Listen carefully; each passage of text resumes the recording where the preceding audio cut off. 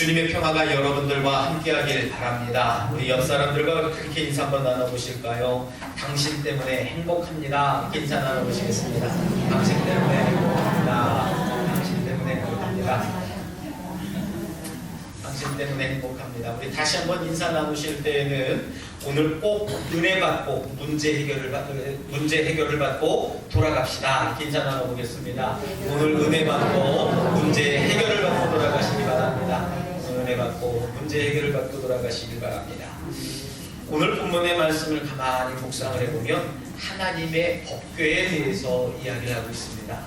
여러분들이 하나님의 법궤에 대한 그 배경의 설명을 여러분들 잘 이해해야 여러분들 오늘 본문의 말씀이 이 말씀이 이래서 하나님께서 우리들에게 말씀하시고자 하시는 것이 이거구나 라고 하는 것을 아시게 될 겁니다. 일명 언약궤 또는 증거궤라고 불리는 이 법궤는요, 십빛나무라고 하는 그 나무로 그 재질로 만들어지게 됩니다. 그래서 그 겉에 금으로 이제 씌우게 되고 뇌 고퉁이에 금고리를 달아서 최로깨어 매도로 이제 설계가 되어져 있습니다. 법궤 안에는 뭐가 들어있냐면요, 성부 하나님을 상징하는 두 개의 돌판이 있습니다. 모세가 십계명을 받아왔던 그 두 개의 돌판이 들어져 있고요. 또는 또 성자 예수님을 상징하는 만나 항아리가 그곳에 담겨져 있습니다. 그리고 또 한 가지는 성령 하나님을 상징하는 아론의 쌍난 지팡이가 그 법궤 안에 들어있게 됩니다. 이 세 가지가 들어있게 되는데 이것을 구약시대에는 그냥 두 개의 돌판이고 만나를 담았던 항아리이고 아론의 쌍난 지팡이다 라고 얘기를 합니다만은 우리가 이것을 영적으로 해석을 할 때에는 성부 하나님, 성자 예수님, 성령 하나님을 상징하는 그 세 가지가 이 법궤 안에 들어있다고 하면서 이 법궤를 굉장히 신성시하는 그런 경우를 갖게 됩니다. 이 법궤는 민수기 4장 15절 말씀의 근거에서 보게 되면요, 고한 자손들만 그 법궤를 메고 갈 수 있었습니다. 목도를 해서 메고 갈 수 있게 됐는데 특별히 고한 자손에게만 그런 특권을 하나님이 주셨다는 겁니다. 그리고 이 법궤는 하나님의 얼굴을 대신하는 상징적인 의미가 담겨져 있습니다. 심지어 이스라엘 백성이 이제 하나님의 법궤를 앞세울 때마다도요, 기적과 승리의 역사가 나타나게 되었음을 성경을 통해서 알 수 있게 됩니다. 전쟁에 나가면 전쟁에서 승리할 수 있었고요. 이 법궤를 앞에 두고 나가게 되면 기적과 같은 것들이 쫙쫙 열려지게 되어졌습니다. 예를 들면 언약궤를 메고 요단강에 들어섰을 때 어떻게 합니까? 언약궤를 메고 요단강에 들어서니 요단강물이 쫙 멈춰져서 모든 백성들이 요단강을 건너서 가나안 땅에 입성을 하게 됩니다. 또 여호수아 6장에 보면은요, 이 법궤를 들고 이제 여리고성을 돌았을 때에 여리고성이 함락되는 그런 모습들을 우리가 목격을 하게 됩니다. 그러나 이스라엘 백성들이 하나님의 법궤를 주술적으로 이용을 하려고 했을 때 블레셋에 있는 다봇 신상이 넘어지게 되고요, 또 심한 독종의 제왕들이 나타났다고 사무엘상 5장에는 우리들에게 명확하게 증거하고 있습니다. 법궤가 처음 안치된 곳은 실로라고 하는 도시였지만요, 블레셋에게 뺏기게 됩니다. 그리고 7개월이 지난 다음에 그들에게 재앙이 오게 되는데 법궤를 이제 그래서 되돌려 보내게 됩니다. 이 법궤 때문에 우리가 재앙을 얻는구나, 이 법궤 때문에 우리가 재앙을 얻어서 도저히 법궤를 가지고 있으면 안 되겠구나 하는 그런 마음 때문에 다시 되돌려 보내게 됩니다. 그래서 기럇 여아림이라 아비나답의 집에 약 20년 동안 이제 안치하게 되었다가요, 오늘 이제 본문의 말씀에 소개된 오벳 에돔이라고 하는 사람 집에 3개월 동안 머무르게 됩니다. 그리고 그 다음에 비로소 예루살렘 성전에 안치가 되는 것이 이 하나님의 법궤의 역사라고 하는 것입니다. 오늘날 법궤가 상징하는 것은요, 하나님의 말씀과 교회라고 하는 사실입니다. 법궤 앞에서 죽은 베레스 우사와 또 축복을 받은 오벳 에돔이라고 하는 사람, 그리고 우리가 함께 읽지는 않았습니다만은 미갈이라고 하는 사람은 저주를 받게 됩니다. 이 세 사람은 똑같은 법궤이지만 법궤를 대하는 그 삶의 양식에 따라서, 삶의 태도에 따라서 인생의 희비가 바뀌어졌고 축복과 저주로 갈라졌다라고 하는 사실입니다. 모든 사람들은요, 자기 스스로가 자기 자신의 삶을 만들어가는 겁니다. 그래서 내 생활로 내 삶의 모습이 만들어진다는 이야기를 하는 겁니다. 역사 속에서도요, 하나님은 언제든지 어디에서든지 누구에게나 동일하신 하나님이었다는 사실입니다. 여러분 믿으십니까? 그러나 그 하나님을 향한 인간의 그 태도가 달라지기 때문에 때때로 그것이 우리에게 저주가 오게 되기도 하고 때때로 우리에게 축복이 오기도 한다는 얘기입니다. 따라서 인생의 정답은 무엇입니까? 내 삶은 내가 만들어간다는 얘기입니다. 여러분들 이 말씀을 오해하지 마시길 바랍니다. 내 인생은 내 인생이라고 하는 것이 여러분들 아니라는 얘기예요. 내 인생을 하나님께 맡긴다라고 하면 하나님께 이끌림을 얻으면서 살지만 내 인생을 여전히 내가 붙잡고 있다면 내 인생 내 멋대로 살아간다라고 하는 사실입니다. 여러분들 오늘 본문을 함께 읽어가면서 먼저 베레스 우사라고 하는 사람을 한번 생각해 보길 원합니다. 이 다윗 왕은 이스라엘의 임금으로 이제 즉위한 다음에 정치적으로나 경제적으로나 또 군사적으로나 모든 면에서 안정적인 면을 취하게 됩니다.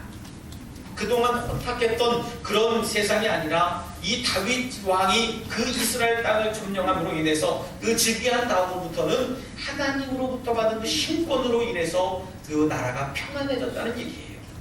그리고 이스라엘의 수도를 예루살렘으로 옮기게 되었고요.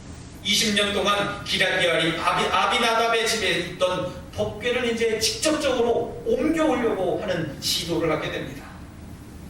다윗은 새로 준비한 새 수레에 법궤를 싣고 이제 나올 때에 아비나답의 아들 아효라고 하는 사람이 있는데 그 사람이 법궤 앞에서 이제 있고 그리고 오늘 본문에 나오는 우사라고 하는 사람이 수레 뒤에서 이제 몰면서 가게 됩니다.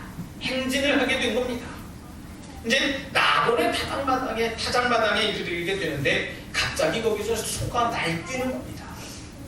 이때 법궤가 떨어지려고 하니까 떨어지는 것을 막으려고 하기 위해서 우사가 그만 뒤에 있다가 손을 이렇게 번쩍 들어서 법궤를 붙들게 됩니다.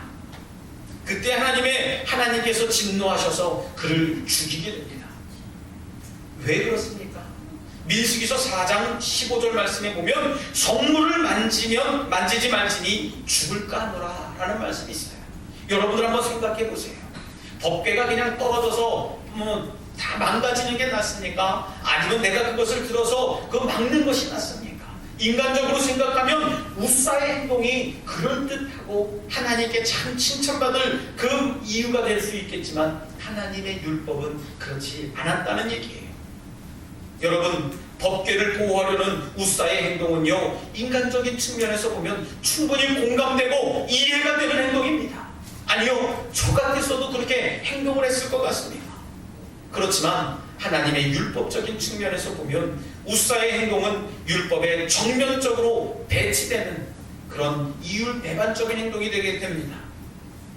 다윗이 언약궤를 헌수레가 아닌 새수레를 싣고 옮기고자 했던 그런 생각은요, 분명히 그 언약궤를 아주 귀하게 여겼다는 것을 알게 됩니다.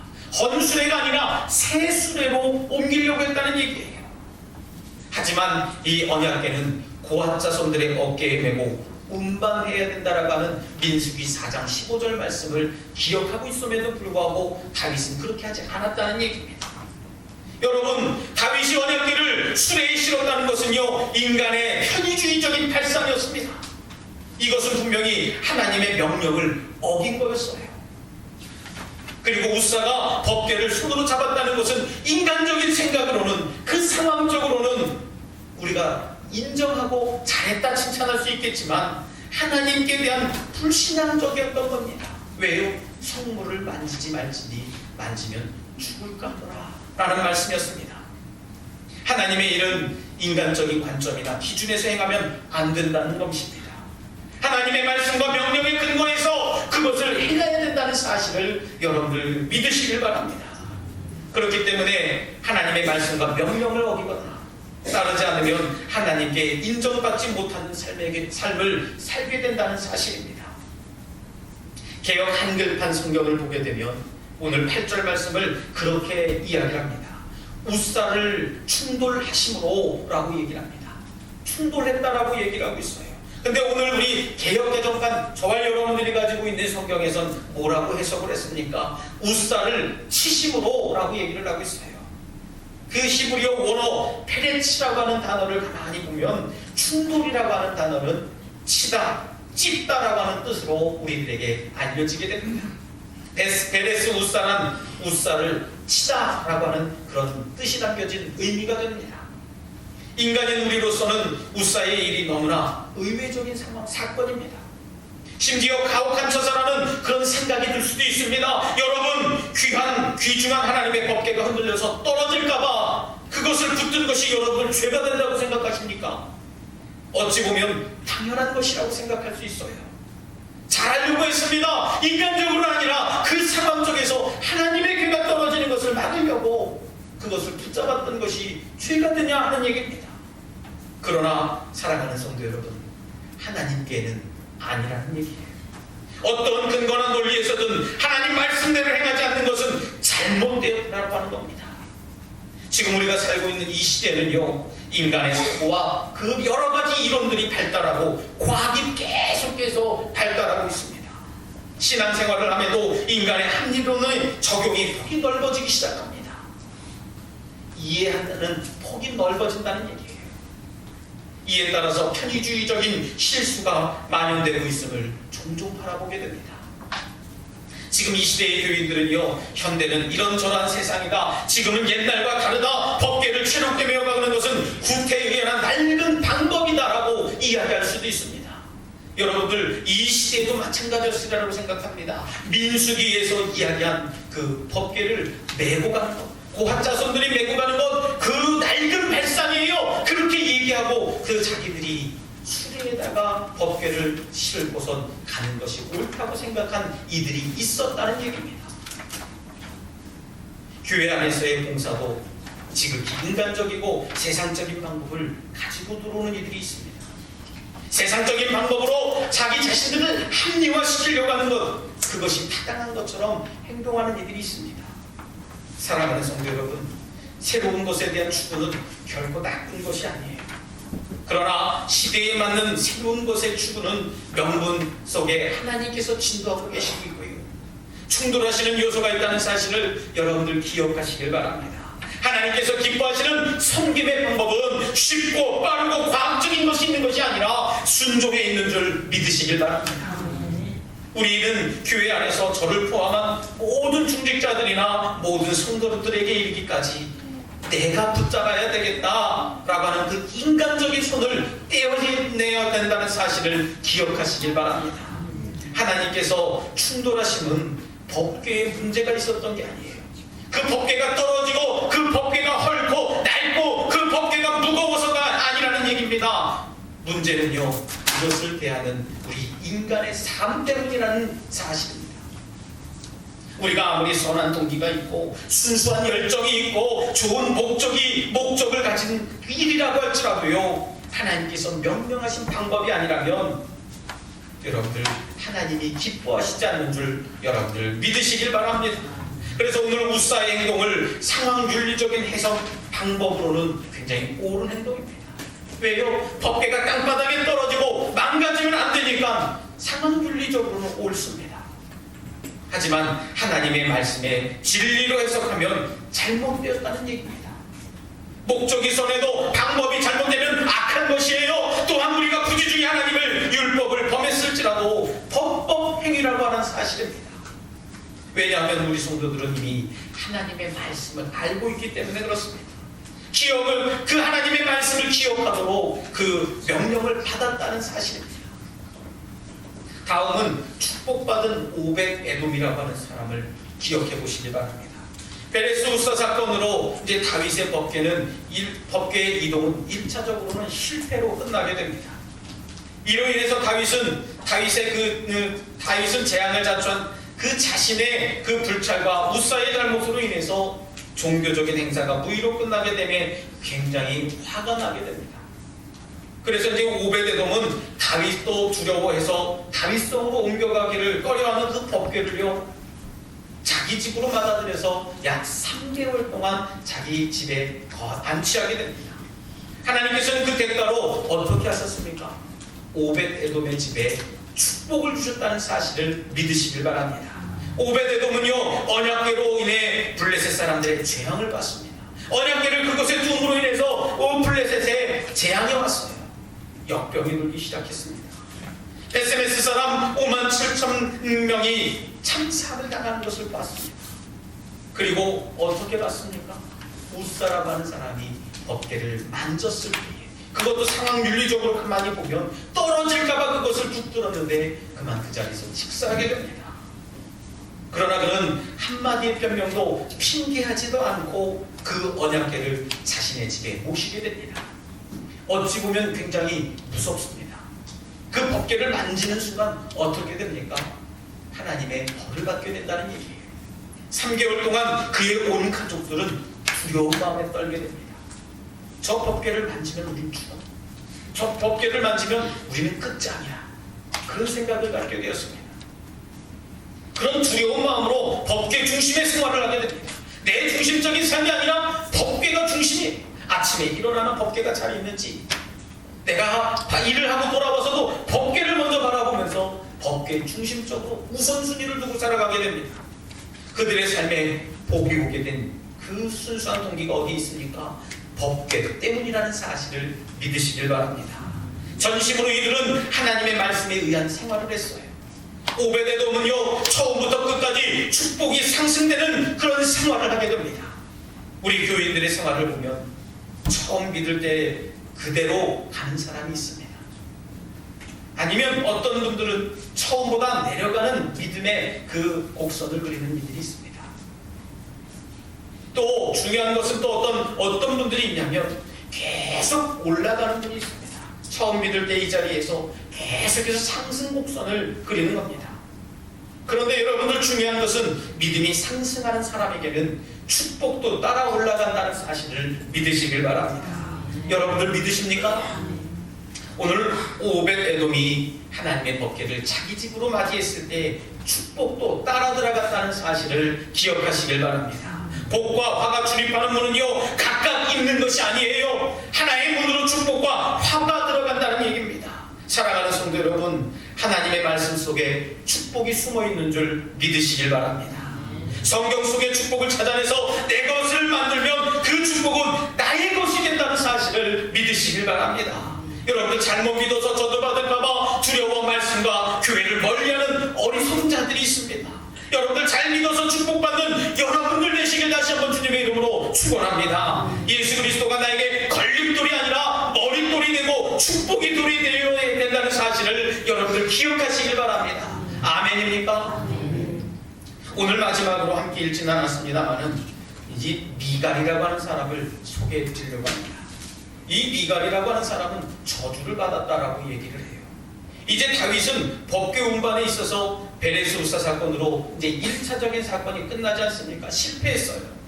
다시 2차 운반을 시도하게 됩니다. 어디에서 어디로 옮깁니까? 오벳에돔의 집에서 이제 예루살렘 성으로 이제 옮기게 되는 작업을 하게 됩니다. 이번에는 이제 하나님의 말씀과 명령대로 어깨에 매게 합니다. 제사를 드리고 착수를 했습니다. 다윗은 힘을 다해서 춤을 추기 시작했어요. 모든 백성이 나팔을 불며 즐거워했습니다. 그리고 미리 준비한 곳에 안식을 했다고 17절 말씀에 기록하고 있습니다. 여러분들, 사람이 실패하지 않을 수는 없습니다. 때때로 실수할 수도 있고요, 실패할 수도 있습니다. 그러나 실패를 반복하지 않는 것이 바른 신앙인의 자세인 줄 믿으시길 바랍니다. 다윗과 온 이스라엘 백성들이 다윗성으로 들어온 법궤를 바라보면서 큰 기쁨으로 즐거워했습니다. 큰 기쁨으로 찬양을 하기 시작했습니다. 하지만 사울의 딸 미갈은 창문 너머로 바라보고 있었어요. 성경에서 이 미갈을 왜 사울의 딸이라고 표현을 했겠습니까? 이 미갈이 누굽니까? 다윗의 아내였습니다. 사울의 딸 미갈이라고 하는 그런 표현은 이제는 저 사람은 다윗의 아내도 아니고 요나단의 누이도 아니라는 뜻으로 이야기가 될 수 있습니다. 다시 말씀드리면 불신앙의 여인이라는 얘기예요. 오늘 이 미갈은요, 모든 백성들이 나와서 기뻐하고 춤을 추고 환호하는데 창문으로 내다본 것입니다. 내다보면서 뭐라고 얘기를 합니까? 다윗을 업신여겼습니다. 방탕한 자라고 비난까지 하게 됩니다. 사랑하는 성도 여러분, 다른 사람들에게는 그 축복의 법궤가 미갈에게는 저주의 법궤가 되었다는 사실을 여러분들 기억하시길 바랍니다. 이 미갈은 하나님보다 인간의 왕위를 더 높이 평가했습니다. 다윗이 춤을 추고 즐거워하지 않았을 뿐만 아니라 다윗의 춤을 즐거워하지 않았을 뿐만 아니라 그 춤추는 것까지도 경멸히 여겼다는 얘기예요. 당시 히브리 사상에서는 자식이 없는 것은 무서운 저주라고 여기게 되었습니다. 미갈이 다윗의 신앙심을 업신여김으로 인해서 하나님께서 미갈을 업신여기셨다는 얘기예요. 하나님을 경히 여기는 자는 하나님께서도 그를 경히 여기신다는 사실입니다. 하나님의 은혜와 성령의 충만함을 내 자신이 경험하지 못하고요, 체험하지 못한다고 해서 타인의 신앙의 체험을 비난해서는 안 된다는 얘기입니다. 미갈의 비난에 다윗은 21절 말씀에 이야기합니다. 나는 사람 앞에서 기뻐하고 춤추고 찬양한 것이 아니라 하나님 여호와 앞에서 내가 한 것이다 라고 고백을 합니다. 다윗의 신앙을 우리 여러분을 생각해 보시길 바랍니다. 한 나라의 임금이었습니다. 한 나라의 왕이었다는 이겁니다. 다시 말씀드리면 하나님 앞에서 인간 왕의 채통이 무슨 소용이 있느냐? 하나님 앞에서는 나는 어린아이와 같다는 얘기입니다. 미갈과 다윗의 신앙의 대조적인 모습을 볼 수 있게 됩니다. 인생도 대조적으로 끝나게 됩니다. 다윗은 축복받는 사람이었지만 미갈은 저주받은 인생으로 마치게 됩니다. 사랑하는 성도 여러분, 신앙생활은요 체면으로 성공하는 것이 아닌 줄 믿으시길 바랍니다. 하나님을 찬양함에 있어서는요 세상의 왕이라도 그 주기를 버리고 어린아이처럼 춤을 추며 경배할 수 있어야 된다는 사실을 여러분들 기억하시길 바랍니다. 하나님 앞에서는 인간이 어떤 존재임을 모르는 영적 무지는 인간, 하나님을 제한하는 방해 요소가 됩니다. 지금 나의 태도와 여러분들 생활이 내 삶을 좌우하는 줄 믿으시길 바랍니다.